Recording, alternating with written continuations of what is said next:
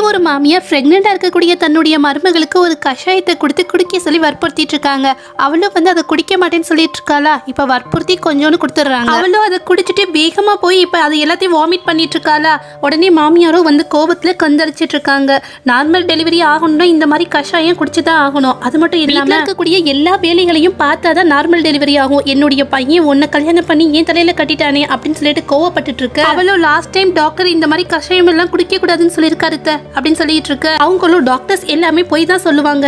Normal டெலிவரியில குழந்தை பெற்றாதான் என்னுடைய பேரை வந்து ஆரோக்கியமா இருப்பான். அது மட்டும் இல்லாம சிசேரியனுக்கு நிறைய பணம் செலவாகும் அப்படின்னு சொல்லி கோவப்பட்டு இருக்கு. இப்ப அந்த பொண்ணுக்கும் வந்து வயிறு ரொம்ப வலிக்க ஆரம்பிச்சிருது.